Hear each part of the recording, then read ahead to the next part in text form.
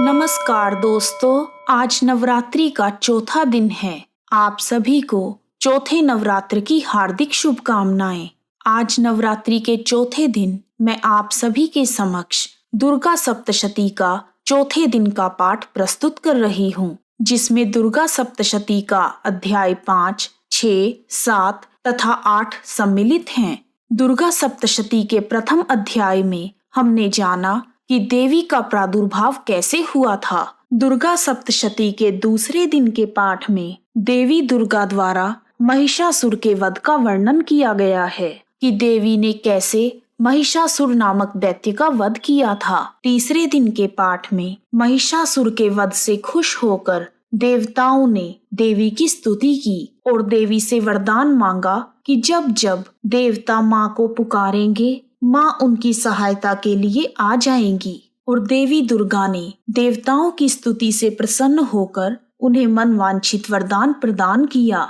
आइए अब शुरू करते हैं दुर्गा सप्तशती का चौथे दिन का पाठ। बोलो जयकारा महामाई दा, बोल साचे दरबार की जय। पूर्व काल में शुंभ निशुंभ नामक दो दैत्यों ने अपने बल के मद में चूर होकर इंद्र का राज्य और यज्ञ भाग छीन लिए और वह दोनों इसी प्रकार सूर्यदेव, चंद्रदेव, धर्मराज और वरुण देव के अधिकार भी छीनकर स्वयं ही उनका प्रयोग करने लगे।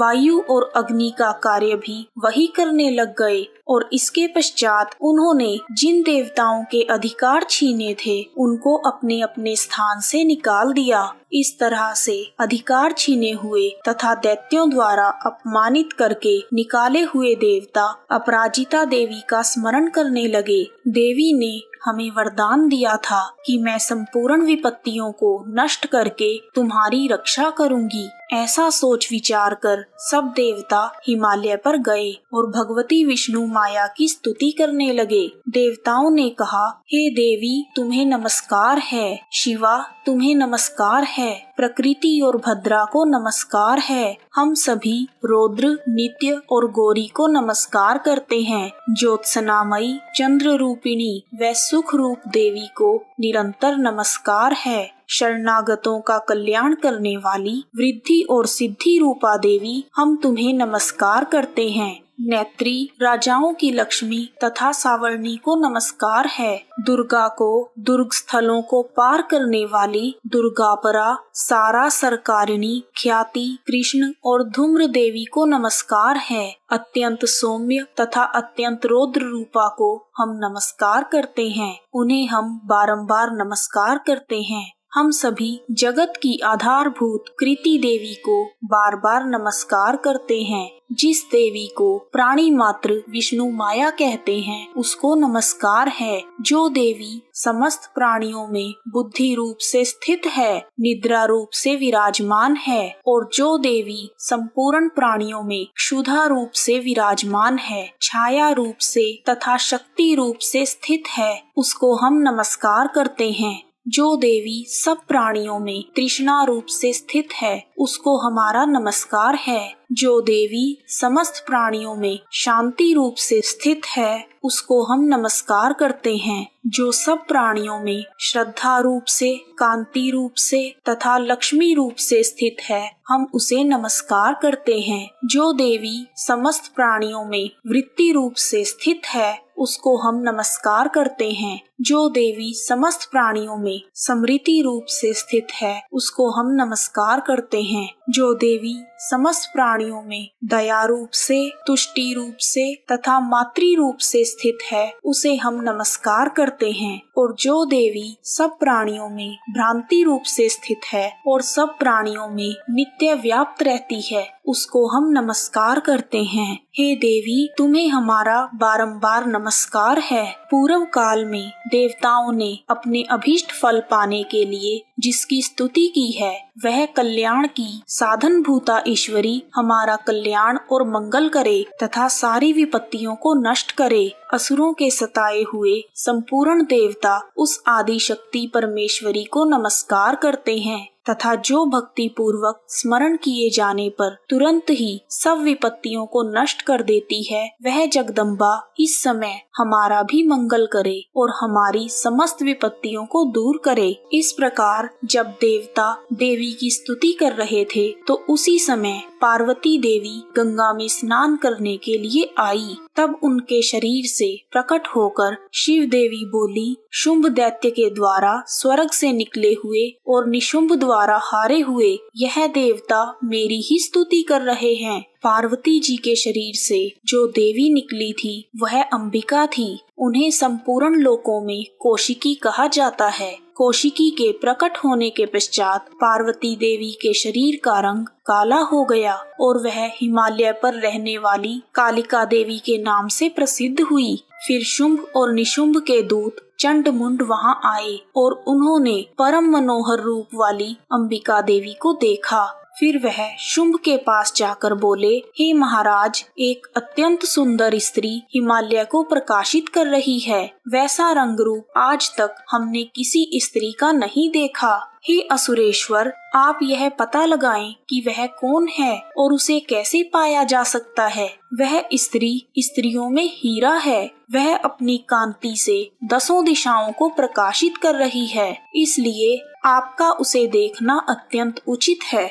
हे प्रभु, तीनों लोकों के हाथी, घोड़े और मणि इत्यादि जितने भी रत्न हैं, वह सब इस समय आपके महल में शोभायमान हैं। हाथियों में रत्न रूपी ऐरावत हाथी और उच्च श्रवा नामक घोड़ा आप इंद्र से ले आए हैं। हंसों द्वारा जुता हुआ विमान जो कि ब्रह्मा जी के पास था, वह भी अब आपके पास है। और यह महापद्म नामक खजाना आपने कुबेर से छीन लिया है। समुद्र ने आपको सदा खिले हुए फूलों की किंजलिकनी नामक माला दी है। वरुण देव का स्वर्ण वर्षा करने वाला छत्र भी आपके पास है।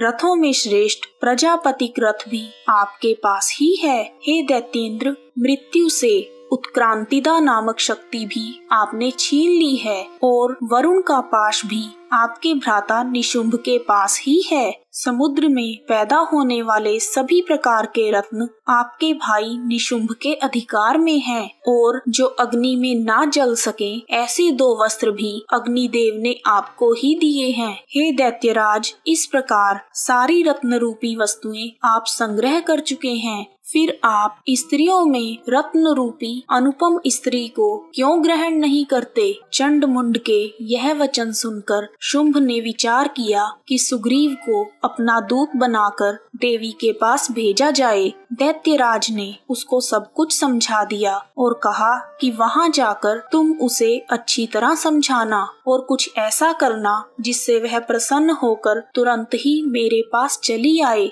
शुंभ का भेजा हुआ दूत सुग्रीव हिमालय पर्वत के उस रमणीय भाग में जा पहुंचा जहां अंबिका देवी थी। सुग्रीव ने देवी से कहा, हे देवी, दैत्यराज शुंभ जो इस समय तीनों लोकों के स्वामी हैं, मैं उनका दूत हूँ। संपूर्ण देवता उनकी आज्ञा एक स्वर में मानते हैं। अब जो कुछ उन्होंने आपके लिए संदेश भेजा है वह सुनिए। दूत ने कहा, इस समय संपूर्ण त्रिलोकी मेरे वश में है और संपूर्ण यज्ञों के भाग भी मैं अलग अलग लेता हूँ। तीनों लोकों में जितने श्रेष्ठ रत्न हैं वह सब मेरे पास ही हैं। हे सुंदरी, इनके अतिरिक्त जो भी रत्न देवताओं के पास थे वह सब मेरे पास हैं। मैं तुम्हें संसार की स्त्रियों में रत्न मानता हूँ क्योंकि रत्नों का उपभोग करने वाला मैं ही हूँ। हे चंचल कटाक्षों वाली सुंदरी, अब मैं यह तुम पर छोड़ता हूँ कि तुम मेरे अथवा मेरे भाई निशुंभ की सेवा में आ जाओ। यदि तुम मुझे वरोगी तो तुम्हें अतुल महान ऐश्वर्य की प्राप्ति होगी। अतः तुम अपनी बुद्धि से विचार करके चली आओ। दूत के ऐसा कहने पर संपूर्ण जगत का कल्याण करने वाली भगवती दुर्गा मंद मंद मुस्कुराई और कहने लगी, हे दूत, जो कुछ तू कह रहा है वह सत्य है, इसमें कोई भी झूठ नहीं है। शुंभ इस समय तीनों लोकों का स्वामी है और निशुंभ उसी की तरह पराक्रमी है, किंतु इसके संबंध में मैं जो प्रतिज्ञा कर चुकी हूँ उसे कैसे झुठला सकती हूँ। अतः मैंने जो प्रतिज्ञा की है उसे सुनो। जो मुझे युद्ध में जीत लेगा और मेरे अभिमान को खंडित करेगा तथा बल में मेरे समान होगा, वही मेरा स्वामी होगा। इसलिए शुंभ और निशुंभ यहाँ आए और युद्ध में जीतकर मुझसे विवाह कर लें। इसमें भला देर की क्या जरूरत है। दूत ने कहा, हे देवी, तुम अभिमान में भरी हुई हो, मेरे सामने ऐसी बातें ना करो। त्रिलोकी में मुझे तो ऐसा कोई नहीं दिखता जो शुंभ और निशुंभ के सामने ठहर सके।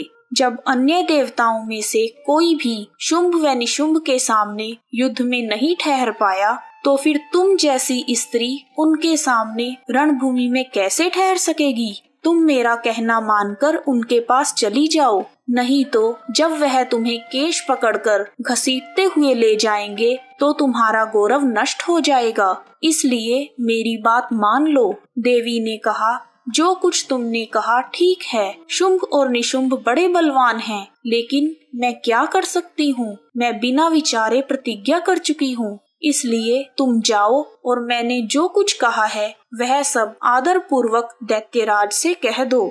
इसके पश्चात जो वह उचित समझे वह करें। देवी की बात सुनकर शुंभ का दूत क्रोध से भर गया और वह क्रोधित होकर असुरेंद्र के पास पहुंचा और सारा वृतांत उन्हें कह सुनाया। दूत की बातें सुनकर शुंभ के क्रोध की सीमा न रही और उसने अपने सेनापति धूम्रलोचन से कहा, धूम्रलोचन, तुम अपनी सेना सहित शीघ्र ही वहां जाओ और उस दुष्टा के केशों को पकड़कर उसे घसीटते हुए यहाँ लेकर आओ। यदि उसकी रक्षा के लिए कोई दूसरा खड़ा हो, चाहे वह देवता, यक्ष अथवा गंधर्व ही क्यों ना हो, उसको वहीं मौत के घाट उतार देना। शुंभ के इस प्रकार आज्ञा देने पर धूम्रलोचन 60,000 राक्षसों की सेना लेकर वहां पहुंच गया और देवी को देखकर ललकार कर कहने लगा, अरे दुष्टा, तू अभी शुंभ और निशुंभ के पास चल। यदि तू प्रसन्नता पूर्वक मेरे साथ चलेगी तो तेरे लिए ही अच्छा है, नहीं तो मैं तेरे केशों को पकड़कर घसीटता हुआ तुझे ले चलूंगा। देवी बोली, दैत्यराज का भेजा हुआ तेरे जैसा पराक्रमी और बलवान यदि बलपूर्वक मुझे ले जाएगा तो ऐसी दशा में मैं तुम्हारा क्या कर सकती हूँ। ऐसा कहने पर धूम्रलोचन देवी की ओर लपका, किंतु देवी ने उसे अपनी हुंकार से ही भस्म कर दिया।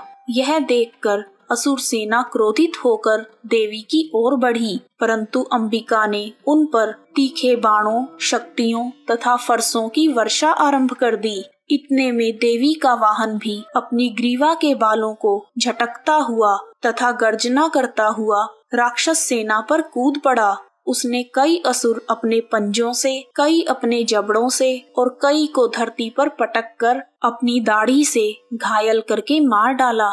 उसने अपने नखों से कई असुरों के पेट फाड़ दिए और कई असुरों का तो केवल थप्पड़ मारकर ही सिर धड़ से अलग कर दिया। इस प्रकार देवी के उस महाबलवान सिंह ने क्षण भर में ही असुर सेना को समाप्त कर दिया। शुंभ ने जब यह समाचार सुना, देवी ने अति पराक्रमी तथा बलवान धूम्रलोचन को मार डाला है और उसके सिंह ने समस्त असुर सेना का संहार कर दिया, तब उसको बड़ा ही क्रोध आया। क्रोध के मारे उसके होठ फड़कने लगे और उसने चंड तथा मुंड नामक महाअसुरों को आज्ञा दी, हे चंड, हे मुंड, तुम अपने साथ एक बड़ी सेना लेकर रणभूमि में जाओ और उस देवी के बाल पकड़कर उसे बांधकर तुरंत यहाँ ले आओ। यदि उसको यहाँ लाने में किसी प्रकार का संदेह हो तो अपनी सेना सहित उससे लड़ते हुए उसको मार डालो और जब वह दुष्टा तथा उसका सिंह दोनों मर जाएं, तब उन दोनों को बांधकर यहाँ ले आना। दैत्यराज शुंभ की आज्ञा पाकर चंड और मुंड चतुरंगिनी सेना को साथ लेकर अस्त्रों और शस्त्रों से सुसज्जित होकर देवी से युद्ध करने के लिए चल दिए। हिमालय पर्वत पर पहुंचकर उन्होंने आदि शक्ति भवानी को देखा। देवी सिंह पर बैठी हुई असुरों को देखकर मुस्कुरा रही थी। देवी को देखते ही असुर उन्हें पकड़ने के लिए तलवारें लेकर आगे बढ़े। तब अंबिका को असुरों पर बड़ा क्रोध आया और मारे क्रोध के उनका मुख काला हो गया, उनकी भ्रिकुटियां चढ़ गई और उनके ललाट में से अत्यंत भयंकर तथा विस्तृत मुख वाली लाल आंखों वाली काली माता प्रकट हुई, जो अपने हाथों में तलवार और पाश लिए हुए थी। वह विचित्र खड्ग धारण किए हुए थी। काली माँ ने चीते की खाल की साड़ी एवं नर मुंडों की माला पहन रखी थी। उनका मांस सूखा हुआ था और शरीर केवल हड्डियों का ढांचा था, जो भयंकर शब्द से दिशाओं को पूर्ण कर रहा था। असुर सेना को देखते ही काली माँ असुर सेना पर टूट पड़ी और दैत्यों का भक्षण करने लगी। वह पशवर रक्षकों, अंकुशधारी महावतों, हाथियों पर सवार योद्धाओं और घंटा सहित हाथियों को एक हाथ से पकड़ पकड़ कर अपने मुंह में डाल रही थी और इसी प्रकार वह घोड़ों, रथों, सारथियों व रथों में बैठे हुए सैनिकों को मुंह में डालकर भयानक रूप से चबा रही थी। किसी के केश पकड़कर, किसी की गर्दन पकड़कर, किसी को पैरों से दबाकर मौत के घाट उतार रही थी। काली माँ राक्षसों द्वारा छोड़े हुए बड़े बड़े अस्त्र शस्त्रों को मुंह में पकड़कर और क्रोध में भरकर दांतों से पीस रही थी। उन्होंने बहुत से बड़े बड़े असुरों का भक्षण कर डाला, कितनों को तो रौंद डाला और कितने ही दैत्य माता की मार के डर से भाग खड़े हुए और कितनों को उन्होंने तलवार से मार दिया और कितनों को अपने दांतों से पीस दिया। और इस प्रकार काली माँ ने क्षण भर में संपूर्ण दैत्य सेना को नष्ट कर दिया। यह देखकर महापराक्रमी दैत्य चंड काली देवी की ओर लपका और मुंड ने भी देवी पर अपने भयानक बाणों की वर्षा आरंभ कर दी और उसने हजारों प्रकार के चक्र देवी पर छोड़े। उस समय वह चमकते हुए बाण व चक्र देवी के मुख में प्रविष्ट हो गए। देवी के मुख में प्रविष्ट होते हुए वह बाण और चक्र इस प्रकार दिख रहे थे जैसे मानो बहुत से सूर्य मेघों की घटा में प्रविष्ट हो रहे हों। इसके पश्चात भयंकर शब्द के साथ काली माँ ने अत्यंत जोश में भरकर विकराल अट्टहास किया। काली माँ का भयंकर मुख देखा नहीं जाता था। उनके मुख में केवल श्वेत दांतों की पंक्ति ही चमक रही थी। फिर उन्होंने तलवार हाथ में लेकर हूँ शब्द कहकर चंड के ऊपर आक्रमण किया और उसके केश पकड़कर उसका सर काट दिया। चंड को मरा हुआ देखकर मुंड देवी की ओर लपका, परंतु देवी ने क्रोध में भरे हुए मुंड को अपनी तलवार से यमलोक पहुंचा दिया। चंड और मुंड को मरा हुआ देखकर बची हुई बाकी सेना भी डर के मारे वहां से भाग गई। सेना के भागने के बाद काली माँ चंड और मुंड के कटे हुए सिरों को लेकर चंडिका के पास गई और प्रचंड अट्टहास के साथ कहने लगी, हे देवी, चंड और मुंड दोनों को मारकर मैंने तुम्हारी भेंट कर दिया है।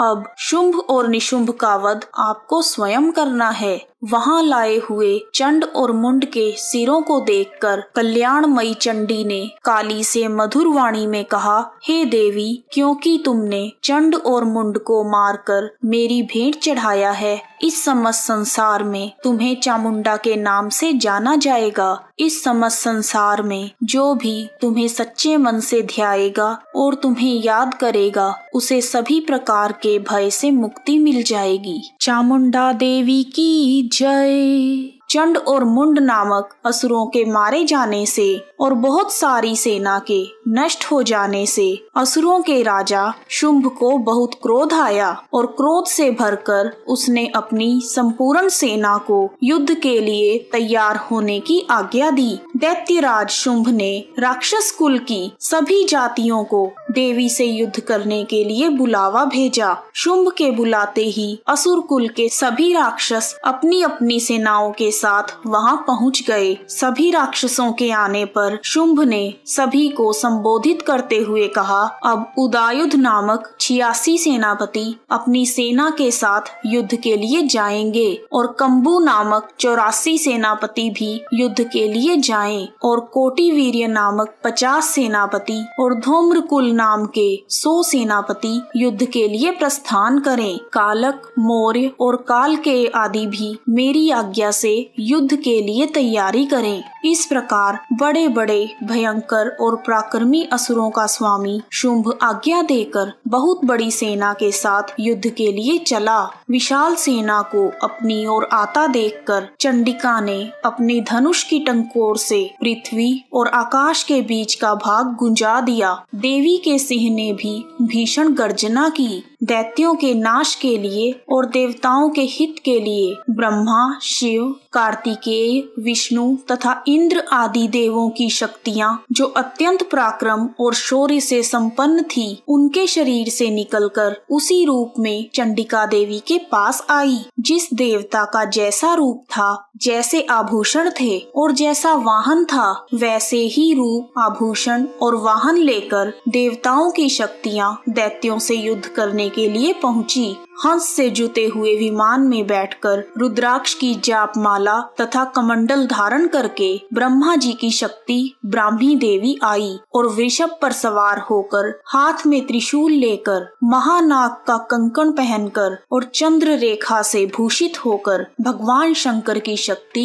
माहेश्वरी आई और मोर पर आरूढ़ होकर हाथ में शक्ति लिए दैत्यों से युद्ध करने के लिए कौमारी शक्ति आई। भगवान विष्णु जी की शक्ति गरुड़ पर सवार होकर शंख, चक्र, गदा, धनुष तथा खड्ग हाथ में लिए हुए वहां पर पहुंची। श्री हरि की शक्ति वाराह भगवान की शक्ति वाराही वाराह का शरीर धारण करके आई और नरसिंह के समान शरीर धारण करके उनकी शक्ति नारसिंह भी आई। उसकी गर्दन के झटकों से आकाश के तारे टूट पड़ते थे और इसी प्रकार देवराज इंद्र की शक्ति इंद्री भी ऐरावत हाथी के ऊपर सवार होकर वहां पहुंची। सभी दैव शक्तियों से घिरे हुए भगवान शंकर ने चंडिका से कहा, हे देवी, मेरी प्रसन्नता के लिए तुम शीघ्र ही इन असुरों को मार दो। भगवान शिव का आदेश पाकर देवी के शरीर में से अत्यंत उग्र रूप वाली और सैकड़ों गीदड़ियों के समान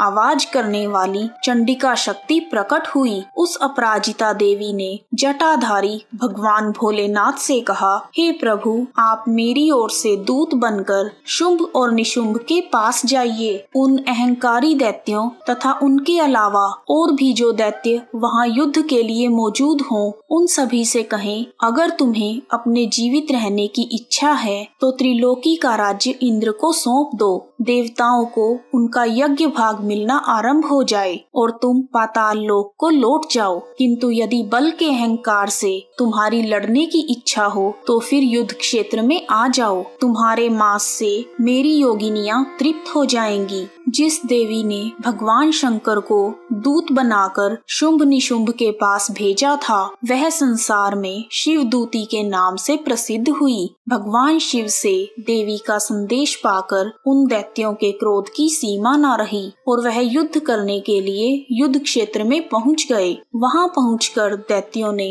विभिन्न प्रकार की शक्तियों तथा बाणों से देवी पर प्रहार किया। देवी ने उनके फेंके हुए बाणों और शक्तियों को अपने बाणों से काट डाला और काली माता आगे खड़ी होकर शत्रुओं को त्रिशूल से विदीर्ण करने लगी और कुचलने लगी। ब्राह्मणी देवी जिस तरफ दौड़ती थी उसी तरफ अपने कमंडल का जल छिड़क कर दैत्यों के वीर्य व बल को नष्ट कर देती थी और इसी प्रकार महेश्वरी देवी त्रिशूल से, वैष्णवी देवी चक्र से और अत्यंत कोप वाली कौमारी देवी शक्ति द्वारा असुरों को मार रही थी और इंद्री के वज्र के प्रहार से सैकड़ों ही दैत्य पृथ्वी पर सो गए। इस तरह क्रोध में भरी हुई दैवी शक्तियों द्वारा नाना प्रकार के उपायों से बड़े बड़े असुरों को मरते हुए देखकर राक्षसी सेना भाग खड़ी हुई और अपनी सेना को इस प्रकार डर के मारे भागता हुआ देखकर रक्त बीज नाम का महापराक्रमी राक्षस क्रोध में भरकर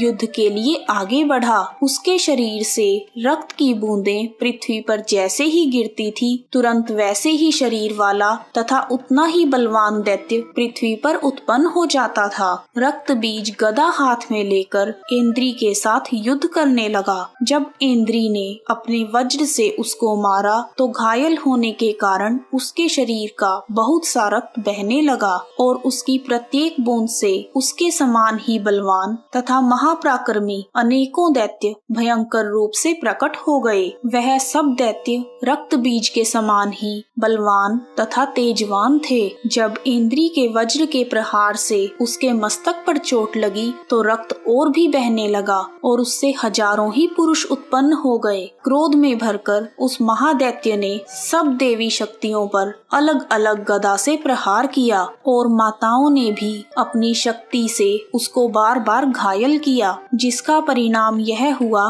कि रक्त बीज जैसे सैकड़ों ही दैत्य पूरे जगत में व्याप्त हो गए, जिससे देवताओं का भय और भी अधिक हो गया। देवताओं को अत्यंत भयभीत देखकर चंडिका ने काली से कहा, हे चामुंडे, अपने मुख को बड़ा करो और रक्त बिंदुओं से उत्पन्न हुए महाअसुरों को तुम अपने मुख में भक्षण करो। इस प्रकार रक्त बिंदुओं द्वारा उत्पन्न हुए महादैत्यों का भक्षण करती हुई तुम रणभूमि में विचरण करो। इस प्रकार रक्त क्षीण होने से यह दैत्य नष्ट हो जाएगा। तुम्हारे भक्षण के कारण अन्य दैत्य प्रकट नहीं होंगे। चंडिका देवी ने काली माँ से ऐसा कहने के बाद रक्त बीज पर अपने त्रिशूल से प्रहार किया और काली देवी ने अपने मुख में उसका रक्त ले लिया। तब उसने गदा से चंडिका पर प्रहार किया। रक्त बीज के प्रहार का चंडिका देवी पर कोई असर न हुआ, किंतु रक्त बीज के शरीर से बहुत सा रक्त बहने लगा और उसके गिरने के साथ ही काली देवी ने उसे अपने मुख में ले लिया। काली माँ के मुख में उस रक्त से जो असुर उत्पन्न हुए उनको माँ ने भक्षण कर लिया और रक्त को पीती गई। उसके बाद देवी ने रक्त बीज को वज्र, बाण, खड्ग आदि से मार डाला। अनेक प्रकार के शस्त्रों से मारा हुआ और खून से वंचित वह महाराक्षस रक्त बीज पृथ्वी पर गिर पड़ा। उसके पृथ्वी पर गिरने से देवता अत्यंत प्रसन्न हुए और दैवी शक्तियाँ असुरों का रक्त पीने के पश्चात उद्यत होकर नृत्य करने लगी। इस प्रकार दुर्गा सप्तशती का चौथे दिन का पाठ पूर्ण होता है। बोलो अम्बे मात की जय। यदि आपको दुर्गा सप्तशती का चौथे दिन का पाठ पसंद आया है तो कमेंट बॉक्स में जय माता दी लिखना ना भूलें। आप सभी का हार्दिक धन्यवाद। जय माता दी। जोर से बोलो जय माता दी, सारे बोलो जय माता दी, मिलकर बोलो जय माता दी, अगले भी बोलो जय माता दी, पिछले भी बोलो जय माता दी, जय माता दी, जय माता दी।